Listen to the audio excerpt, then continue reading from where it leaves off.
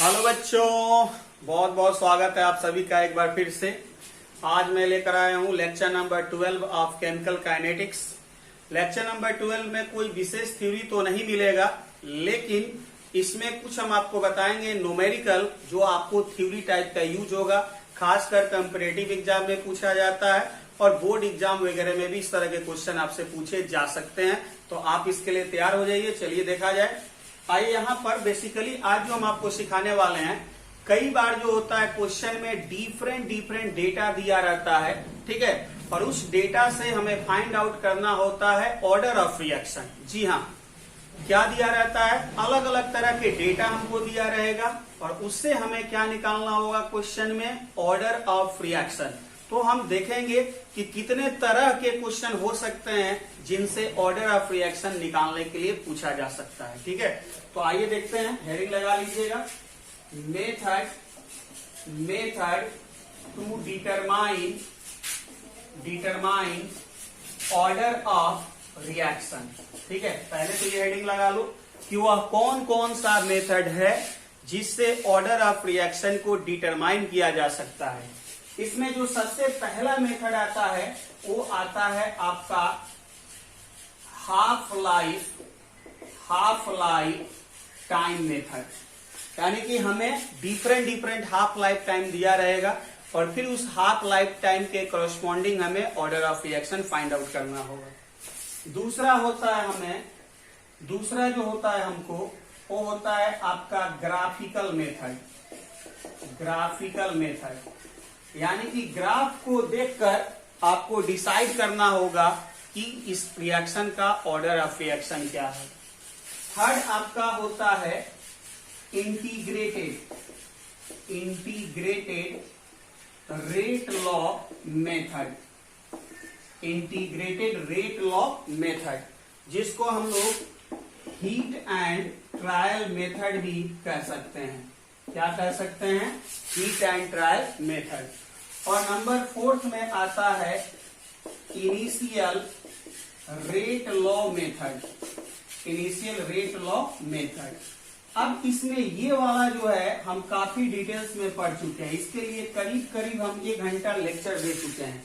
अगर हम आपको याद करा दें तो इसमें क्वेश्चन इस तरह से दिया रहता था कि कोई रिएक्शन ए प्रोडक्ट पी है, इसका रेट जो होगा 2 गुना हो जाता है जब कॉन्सेंट्रेशन को डबल करते हैं, तो ऑर्डर ऑफ रिएक्शन क्या होगा।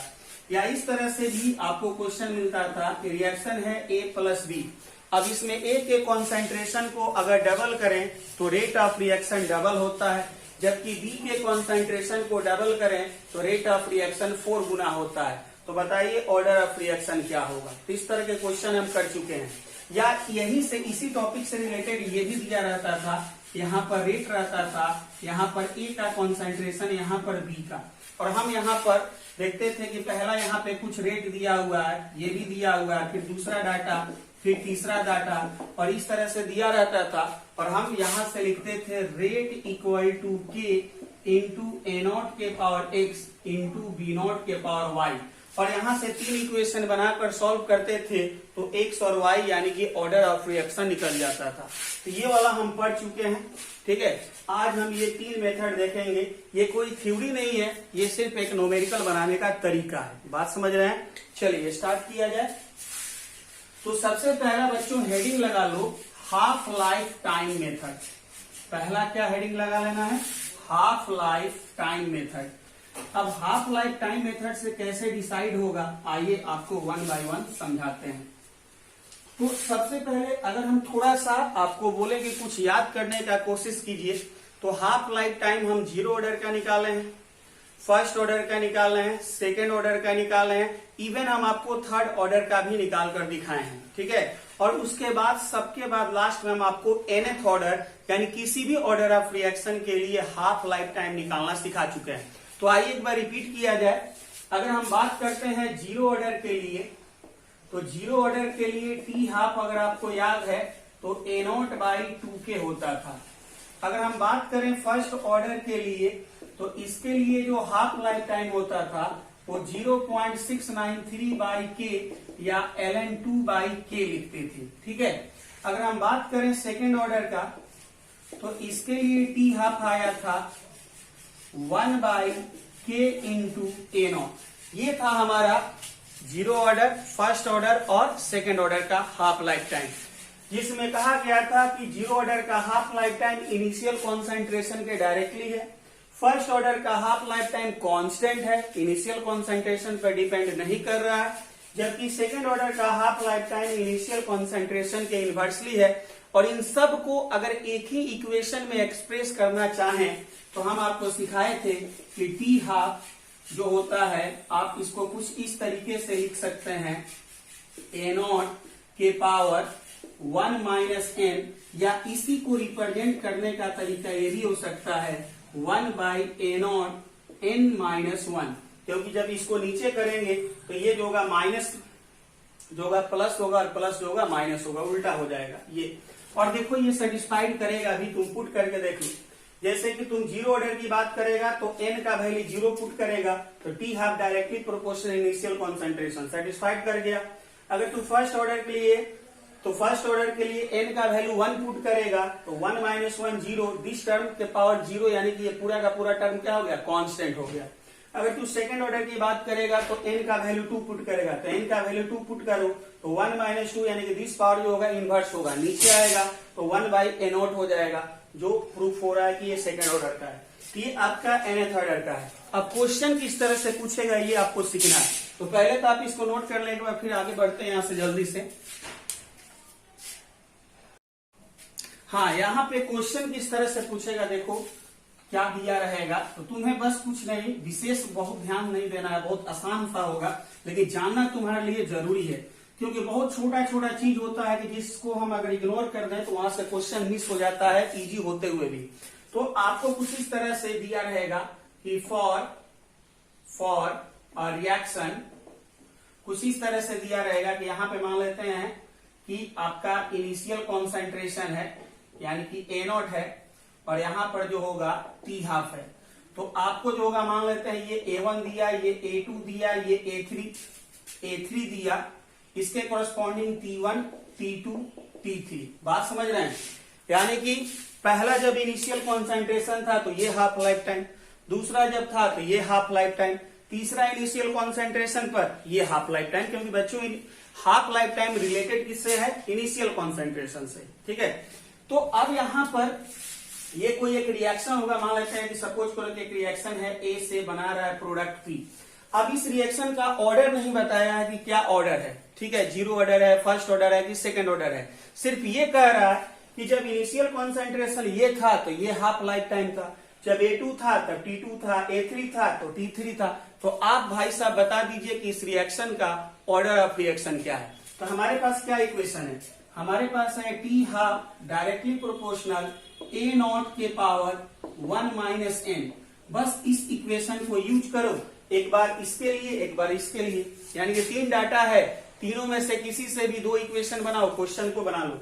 मन करे तो एक बार इसको और इसको लो, मन करे तो इसको और इसको लो, मन करे तो इसको और इसको लो। ठीक है, तो यहां से अगर मान लेते हम इसको और इसको लेकर चले तो पहला टी हाफ यानी कि T1, फर्स्ट अगर टी हाफ देखें तो उसके करस्पॉन्डिंग क्या मिलेगा, A0 का मतलब क्या, A1 के पावर 1 माइनस n, और फिर T2 अगर लिखें तो T2 के करस्पॉन्डिंग क्या है, A2 के पावर 1 माइनस n। अब यहां से फर्स्ट बाई सेकंड कर दो तो यहां से T1 by T2 equal to A1 by A2 equal to 1 minus n। अब यहां से सॉल्व करके n का वैल्यू फाइंड आउट कर लो, जो तुम्हारा ऑर्डर ऑफ रिएक्शन होगा आपको पता चल जाएगा। नोट करेंगे जल्दी से, फटाफट नोट करेंगे। चलो देखो एक क्वेश्चन लिखा है बहुत छोटा सा, इसको ट्राई करना है आपको। करें the half life of reaction is 20 minute. किसी रिएक्शन का हाफ लाइफ टाइम 20 मिनट है, लेकिन जब उस रिएक्शन का इनिशियल कॉन्सेंट्रेशन डबल कर दिया गया है तो उसका हाफ लाइफ टाइम 10 मिनट हो गया है। ठीक है, तो इसका ऑर्डर ऑफ रिएक्शन क्या होगा। तो अगर तुम लॉजिकली सोचो तो पहले जो हाफ लाइफ टाइम था वो 20 मिनट था, लेकिन जब इसका कॉन्सेंट्रेशन को हम क्या किए, डबल किए, तो हाफ लाइफ टाइम क्या हो चुका है, आधा हो गया है। इसका मतलब यहां इनिशियल कॉन्सेंट्रेशन और हाफ लाइफ टाइम में क्या रिलेशन दिखाई दे रहा है, डायरेक्टली या इनवर्सली। हाफ लाइफ टाइम में क्या रिलेशन दिखाई दे रहा है, डायरेक्टली या इनवर्सली, तो इनवर्सली दिखाई दे रहा है। और इनवर्सली अगर है तो कहीं ना कहीं जाकर ये जीरो ऑर्डर तो होगा नहीं, क्योंकि जीरो ऑर्डर का half life time initial concentration के डायरेक्टली होगा। फर्स्ट ऑर्डर होगा नहीं, क्योंकि फर्स्ट ऑर्डर में हाफ लाइफ टाइम कांस्टेंट होता है, कॉन्सेंट्रेशन बढ़ाइए घटाइए हाफ लाइफ टाइम चेंज नहीं होगा।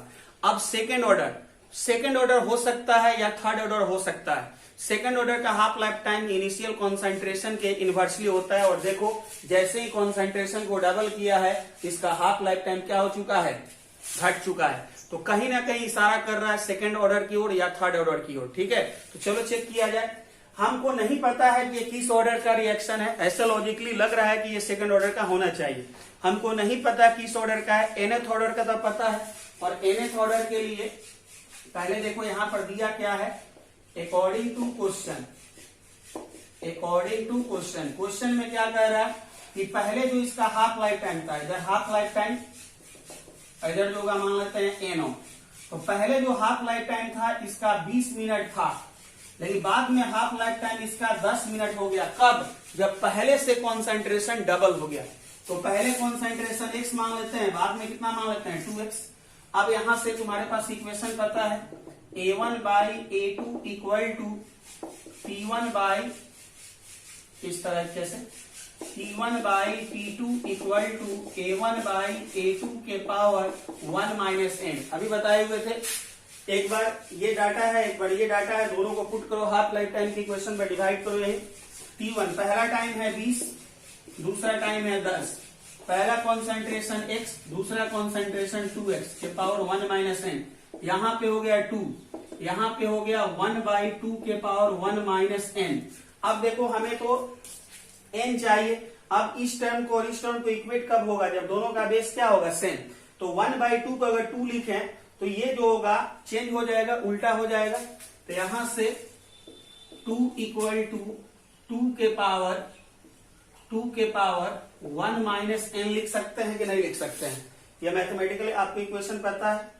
1 बाई 2 को जब हम 2 लिखेंगे तो यहाँ पर माइनस आ जाएगा, तो माइनस ये 1 माइनस हो जाएगा और ये n क्या हो जाएगा प्लस, तो 1 माइनस n।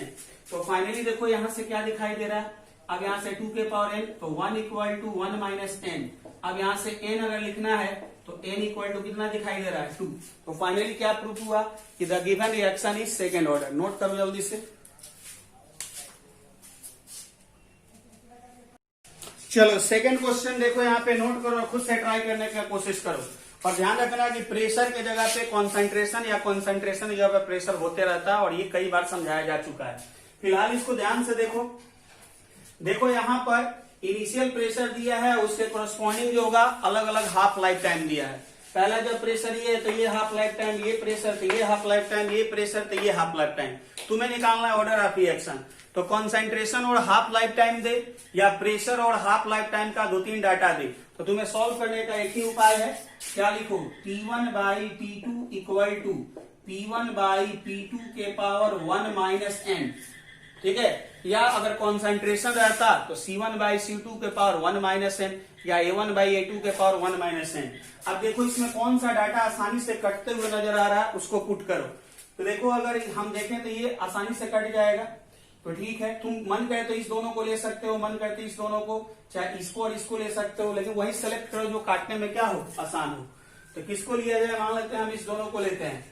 तो अगर हम इसको ले लेते हैं P1 और इसको ले लेते हैं P2, तो क्या हो जाएगा, और इसके कॉरस्पॉन्डिंग ये T1 और ये क्या होगा T2।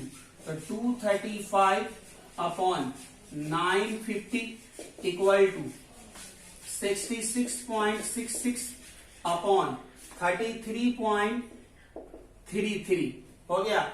ये पावर कितना, तो पावर 1 माइनस n। चलो अब आगे क्या कहानी देखो, ये कितना में कटेगा वो सोचेंगे बाद में। पहले देखो 235 अपॉन 950 इक्वल टू, ये 2 बार में कटते हुए नजर आ रहा है, तो 2 के पावर 1 माइनस n। अब इधर भी किसी तरीके से बेस जो होगा 2 करना पड़ेगा, तभी 1 माइनस n को इक्वेट किया जा सकता है। अब इसको काट कर देखो, तो 5 से कटते हुए नजर आ रहा है, तो ये 4 बार में कटेगा और बचेगा 3, तो 35 यानी हो गया 47। और ये कितना तो ये 4 दूना 8 और फिर कितना 15 हुआ, सॉरी मतलब 5 से काट रहे हैं तो 5 1 हो गया, और फिर उसके बाद 19 पर से 95 यानी कि हो गया 190। अब यहां से 47 अपॉन 190 इक्वल टू 2 के पावर 1 माइनस n। हमारा टारगेट है इसको किसी तरीके से 2 में कन्वर्ट करना। अब अप्रॉक्स देखने की कोशिश करो तो ये 4 बार में कटते हुए नजर आ रहा है क्या? क्योंकि देखो 40 चौका कितना होता है 160 और 7 चौक 28, तो 160 और 28 यानी हो गया 188। यानी कि ये इसको 4 बार में तभी काटेगा जब ये कितना हो 188 हो, लेकिन कंप्लीट 4 तो नहीं, लेकिन अप्रॉक्स ये 4 बार में कट रहा है, यानी कि लगभग 1/4 इक्वल टू 2 के पावर 1 माइनस n। दूसरा चीज ये सब थोड़ा सा एक्सपेरिमेंटल डेटा होता है, हम अपने तरीके से कुछ नहीं दे रहे हैं, ये सब बुक वगैरह में दिया हुआ है, वहां से नोट करके दिया जाता है, और ये बहुत लिस्टेड क्वेश्चन होते हैं, बहुत कम संख्या मिलते हैं, तो एक आध क्वेश्चन मिलता है जिसको सेलेक्ट करके दिया जाता है। तो अब यहां से ये लगभग 4 नजर आ गया है। अब पावर तो हमको इसको 2 लाना है, तो 1/4 को हम लिख सकते हैं 1/2 के पावर 2 लिख सकते हैं इक्वल टू 2 के पावर 1 माइनस n। अब इसको अगर ऊपर तुम भेजेगा तो क्या होगा 2 के पावर -2 इक्वल टू 2 के power minus n 1 minus n। अब यहां से देखो 1 माइनस n इक्वल टू -2। अब हमें n चाहिए, तो n चाहिए, इसको इधर भेजो, इसको इधर लाओ, तो n का वैल्यू यहां से कितना मिल जाएगा 3। यानी कि इस रिएक्शन के लिए ऑर्डर ऑफ रिएक्शन कितना हो गया 3। आई होप कि आप समझ चुके होंगे, नोट करेंगे जल्दी से। चलो एक और क्वेश्चन आपके सामने हमने बोर्ड पे पुट कर दिया है, इसको ध्यान से देखो। कह रहा है कि फॉर रिएक्शन एक्स गैस से वाई गैस बन रहा है, यानी ये रिएक्टेंट है, ये प्रोडक्ट है। The half life time is given according to initial pressure, find the order of reaction. तो इस क्वेश्चन में आपसे कह रहा है कि आपको 3 इनिशियल प्रेशर दिया गया है और 3 उसके कॉरस्पॉन्डिंग हाफ लाइफ टाइम दिया गया है, तो आपको ऑर्डर ऑफ रिएक्शन निकालना है। देखो जब भी ऑर्डर ऑफ रिएक्शन निकालने की बात हो, यानी कि जब भी 2-3 कॉन्सेंट्रेशन दिया रहे और उसके कॉरस्पॉन्डिंग हाफ लाइफ टाइम दिया रहे, या 2-3 इनिशियल प्रेशर दिया रहे और उसके कॉरस्पॉन्डिंग हाफ लाइफ टाइम दिया रहे, तो एक बार शॉर्ट ट्रिक सोचने का जरूर कोशिश करना, उससे आइडिया मिलेगा। अगर रिएक्शन 0 ऑर्डर का होगा तो हाफ लाइफ टाइम बढ़ेगा तो कॉन्सेंट्रेशन भी बढ़ेगा इनिशियल। अगर फर्स्ट ऑर्डर का होगा तो कांस्टेंट होगा, कॉन्सेंट्रेशन चेंज होते रहे लेकिन हाफ लाइफ टाइम चेंज होने वाला नहीं है। अगर सेकेंड ऑर्डर का होगा तो कॉन्सेंट्रेशन बढ़ेगा तो हाफ लाइफ टाइम घटेगा। इसमें क्या हो रहा है देखो, तो पहले हाफ लाइफ टाइम 84 है जब कॉन्सेंट्रेशन ये है, फिर ये है जब कॉन्सेंट्रेशन ये है, फिर हाफ लाइफ टाइम ये है जब कॉन्सेंट्रेशन ये है। यानी ऑलमोस्ट हम एक चीज यहाँ पर देख पा रहे हैं कि कॉन्सेंट्रेशन में चेंज तो हो रहा है लेकिन हाफ लाइफ टाइम में चेंज नहीं हो रहा है। यानी कि ये कहीं ना कहीं रिएक्शन आने वाला समय में फर्स्ट ऑर्डर प्रूफ होने वाला है। क्यों?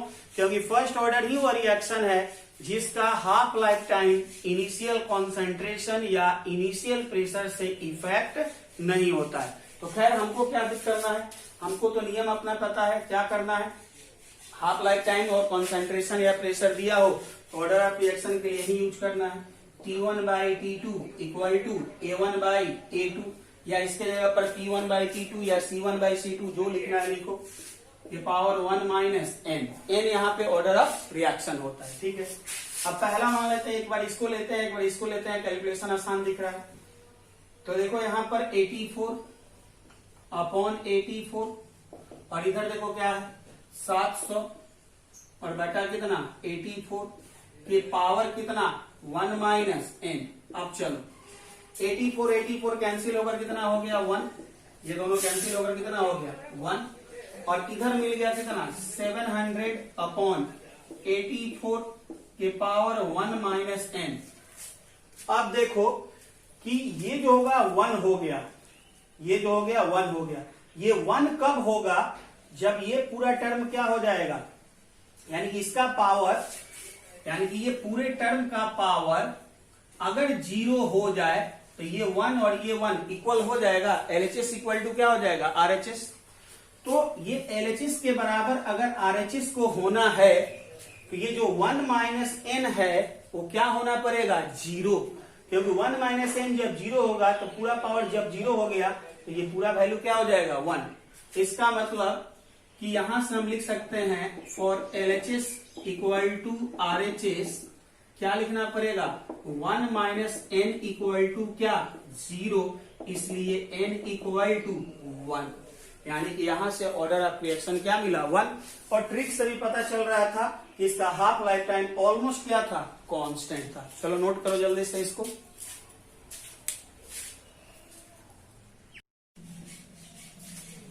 चलो तो आई होप कि आपको हाफ लाइफ टाइम मेथड आपको क्लियर हो गया होगा कि 2-3 इनिशियल कॉन्सेंट्रेशन के कोरस्पॉन्डिंग अगर हाफ लाइफ टाइम दिया हो या 2-3 इनिशियल प्रेशर के कोरस्पॉन्डिंग अगर हाफ लाइफ टाइम दिया हो तो ऑर्डर ऑफ रिएक्शन कैसे निकालना है। चलिए तो ये पहला मेथड खत्म हो गया।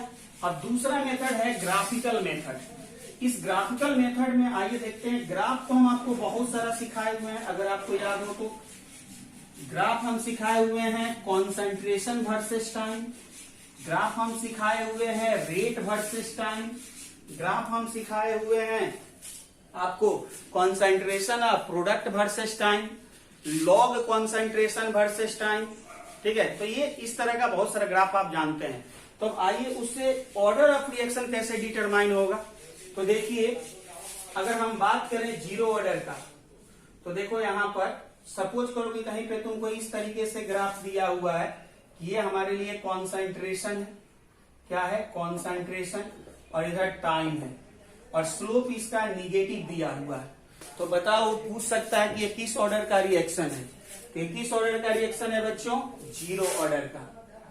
किस ऑर्डर का है, जीरो ऑर्डर का, क्योंकि जीरो ऑर्डर में जो ग्राफ हमने खींचा था वो सिर्फ किसके बीच था, concentration versus time with negative slope, यानी कि कट ऑफ पॉइंट से अगर स्लोप नीचे की तरफ आता है तो हम इसको कहते हैं निगेटिव स्लोप, जिसका स्लोप था -k। ठीक है, दूसरा अगर मान लेते हैं ग्राफ कहीं पे कुछ आपको इस तरीके से मिल जाए LNCT वर्सेस टाइम, और ग्राफ कुछ इस तरीके से आए, तो ये किसको रिप्रेजेंट कर रहा है, सोचो जल्दी। तो ये ग्राफ दे और पूछे कि ऑर्डर ऑफ रिएक्शन बताओ, तो ऑब्वियसली ये ग्राफ बता रहा है किसको, फर्स्ट ऑर्डर रिएक्शन के लिए। ठीक है, क्योंकि देखो फर्स्ट ऑर्डर रिएक्शन में क्या होता है, कॉन्सेंट्रेशन नहीं, LN concentration versus time with negative slope. या इसी को दूसरा ग्राफ भी दे सकता है इस तरीके से, यहाँ पे टाइम रहे और यहाँ पर जो होगा log CT वर्सेस टाइम रहे, तो ये भी किसको रिप्रेजेंट कर रहा है, फर्स्ट ऑर्डर। ये ग्राफ देखकर जीरो ऑर्डर, ये दोनों देखकर किसको कह सकते हैं, फर्स्ट ऑर्डर। मान लीजिए कि कहीं आपको इस तरीके से ग्राफ दे दे कि आपको दे कॉन्सेंट्रेशन यानी कि 1 by concentration versus time with positive slope. तो देखो ये जो होता है ये किसके लिए होता है, सेकेंड ऑर्डर के लिए, क्योंकि सेकेंड ऑर्डर में 1 बाई कॉन्सेंट्रेशन वर्सेस टाइम होता है विथ पॉजिटिव स्लोप। तो ये हो गया सेकेंड ऑर्डर के लिए। मान लीजिए कि कहीं पे आपको कुछ इस तरीके से दे दे 1 by concentration versus time, concentration नहीं concentration square, 1 by concentration square versus time, और इस तरीके से विथ पॉजिटिव स्लोप। तो ये किसको रिप्रेजेंट करता है, थर्ड ऑर्डर को। और अगर आप देखें अपना पिछला वीडियो तो उसमें ये डिस्कस हो चुका है कि फर्स्ट ऑर्डर का क्या होता है ग्राफ, सेकेंड ऑर्डर का क्या होता है, थर्ड ऑर्डर का क्या होता है, जीरो ऑर्डर का क्या होता है। तो ये ग्राफ देकर भी आपसे पूछ सकता है कि which of the following represent zero order, first order या सेकेंड ऑर्डर। तो आप इसको देख लीजिए क्या क्या डिफरेंस है सब में, नोट कीजिए, फिर आपको बहुत ही अच्छा सा क्वेश्चन बताते हैं। चलिए हो गया, आई होप आप नोट कर लिए होंगे। अब मिटाते हैं इसको। चलिए ठीक है, एक बहुत ही खूबसूरत सा क्वेश्चन है जिसको कर लिया जाए, जो IIT में भी पूछ चुका है। वैसे देखो बहुत सारा क्वेश्चन हम IIT और नीट का कराते हैं, लेकिन बार बार बोलूंगा अब ये जो होता है दिमाग में आता नहीं कि देखो ये क्वेश्चन IIT का है, देखो क्वेश्चन है नीट का है, क्योंकि बच्चे जब सामने रहते हैं तो थोड़ा सा ज्यादा एक्साइटेड आदमी रहता है, तो क्लियर बोलता है कि हाँ देखो ये 2016 नीट का है, ये 2018 IIT का है। लेकिन अब कोई तो है नहीं सामने, अकेले बैठकर पढ़ा रहे हैं, तो थोड़ा सा कभी कभी जो होता है दिमाग से निकल जाता है बताना। तो मैक्सिमम टाइम हम आपको क्वेश्चन कराते हैं IIT और नीट का, लेकिन बताते नहीं है हर बार। जो प्रैक्टिस कर रहे होंगे उनको पता होगा। फिलहाल जो होगा क्वेश्चन क्या था IIT का, उस पे आते हैं।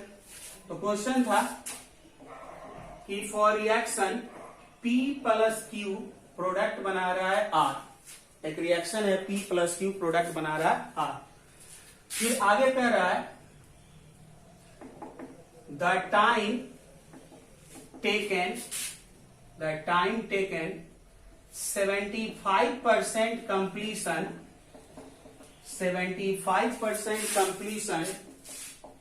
with respect to P is 2 times of half life, while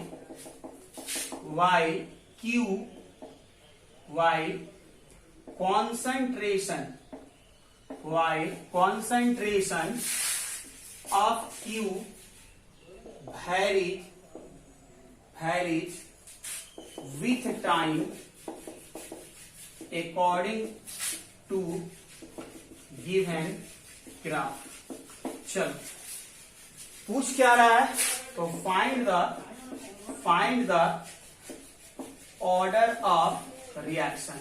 चलो क्वेश्चन क्या है, पढ़ दे रहा है क्योंकि कहीं कहीं पे विजिबिलिटी का प्रॉब्लम है, क्लास का कंस्ट्रक्शन चल रहा है, इसलिए जो होता है थोड़ा सा लाइट का इशू है, पूरा सेटअप नहीं लगा हुआ। ठीक है, जल्दी समस्या ये भी खत्म होगा। क्वेश्चन है कि for reaction P plus Q R, एक रिएक्शन है जिसका दो रिएक्टेंट है P और Q, प्रोडक्ट है R। फिर आगे कह रहा है कि the time taken 75% completion with respect to P is 2, यानी कि P के रिस्पेक्ट में जो खत्म होने में समय लगता है 75%, वो 2 गुना है किसके, हाफ लाइफ टाइम के। While concentration of Q varies with time, यानी कि Q का जो कॉन्सेंट्रेशन है वो टाइम के साथ वैरी हो रहा है अकॉर्डिंग टू गिवन ग्राफ। एक ग्राफ दिया जाएगा जो आपको दे रहे हैं। Find the order of reaction, तो आपको ऑर्डर ऑफ रिएक्शन निकालना है। ग्राफ आपको ये दिया गया है, इधर टाइम है और इधर जो होगा कॉन्सेंट्रेशन ऑफ Q है, और ये आपके लिए ग्राफ है। ठीक है, बस आपको find the order of reaction निकालना है। तो देखो पहला लाइन ध्यान दो, P के रिस्पेक्ट में P जो है वो कितना खत्म हो रहा है, तो P जो होगा आपका 75% खत्म होने में जो टाइम लगा रहा है वो 2 गुना है उसके हाफ लाइफ टाइम के। और याद करो ये चीज हम लोग प्रूफ कर चुके हैं, और ये बात आप याद रखिएगा कि फर्स्ट ऑर्डर रिएक्शन को 75% कंप्लीट होने में जो टाइम लगता है वो 2 गुना होता है ठीक उसके हाफ लाइफ टाइम के। तो यहां से हम लोग लिखेंगे we know that for first order reaction time taken 75% 2 into T half। ठीक है, ये बात हम प्रूफ कर चुके हैं इसके पिछले वीडियो में। तो फर्स्ट ऑर्डर रिएक्शन के लिए 75% खत्म होने में 2 गुना समय लगता है उसके हाफ लाइफ टाइम के। इसका मतलब हुआ कि P जो होगा वो आपका क्या बताएगा, किस ऑर्डर का, फर्स्ट ऑर्डर, जीरो ऑर्डर की सेकंड ऑर्डर, तो फर्स्ट ऑर्डर, क्योंकि P के लिए वही इंफॉर्मेशन तो दिया जा रहा है कि P जो खत्म हो रहा है 75%, वो 2 गुना समय ले रहा है हाफ लाइफ टाइम के। मतलब ये बात साबित हुआ किसके लिए, फर्स्ट ऑर्डर के लिए। तो हम लिख सकते हैं इसलिए order of reaction with respect to P equal to 1। अब देखो यहां पर दूसरा कह रहा है कि Q जो होगा वो वैरी कर रहा है, यानी कि Q का कंसंट्रेशन टाइम के साथ वैरी कर रहा है, यानी इस ग्राफ को देखकर Q का ऑर्डर पता करना है। और थोड़ा देर पहले समझाए भी थे कि कौन किसका ग्राफ होता है। तो देखो concentration versus time with negative slope किसका होता है, zero order, first order, second order, तो जीरो ऑर्डर। तो यहां से लिख सकते हैं now the graph concentration versus time is represented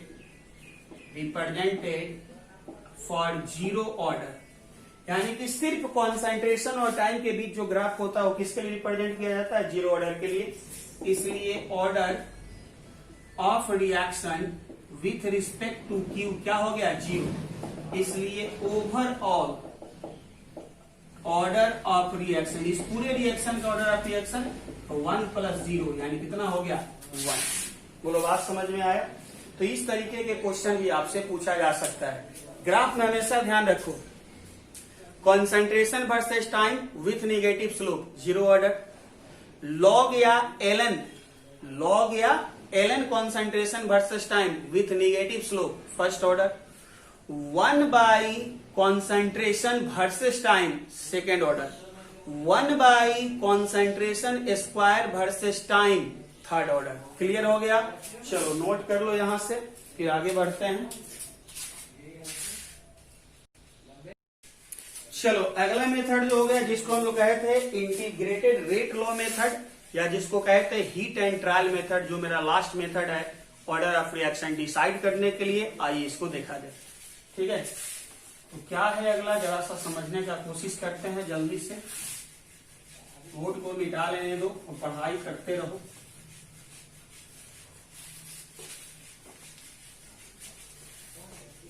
चलो इंटीग्रेटेड के लिए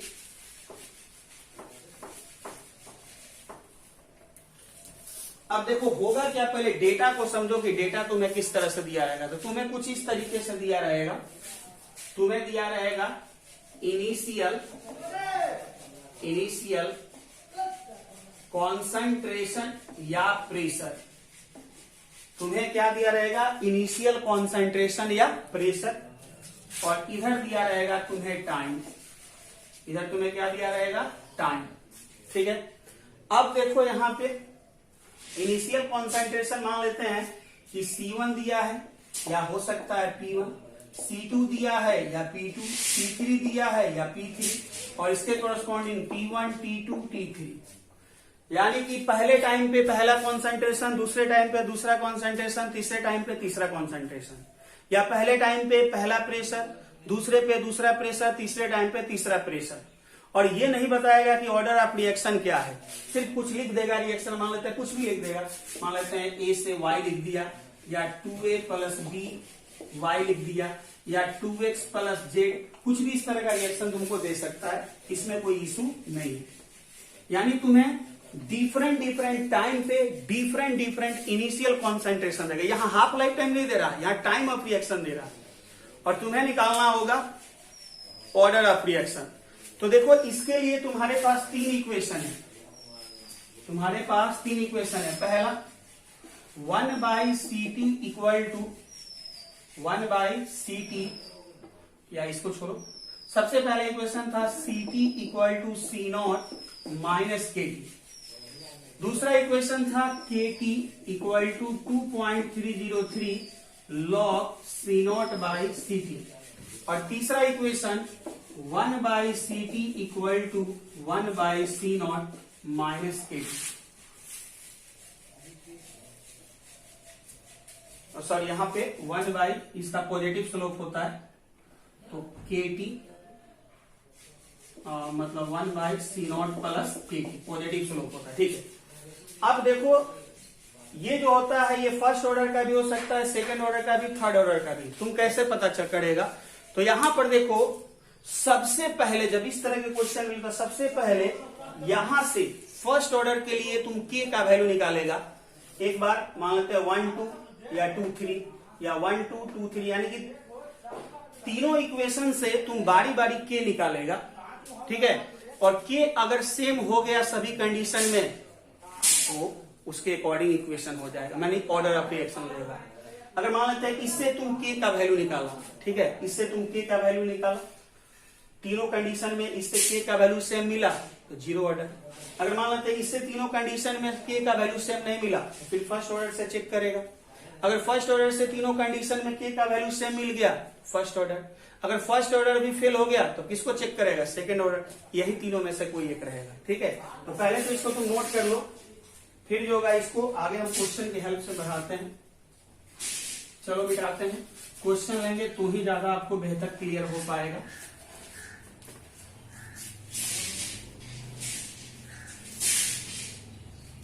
मान लो कि यहां पर दिया गया है for reaction concentration of reactant varies with time. Find the order of reaction. किसी रिएक्शन के लिए कॉन्सेंट्रेशन टाइम के साथ बदल रहा है तो आपको ऑर्डर ऑफ रिएक्शन निकालना है। क्या है, तो यहां पे आपका कॉन्सेंट्रेशन है और यहां पे आपका टाइम है। अब देखो कॉन्सेंट्रेशन में क्या क्या है, 50, 30, 80।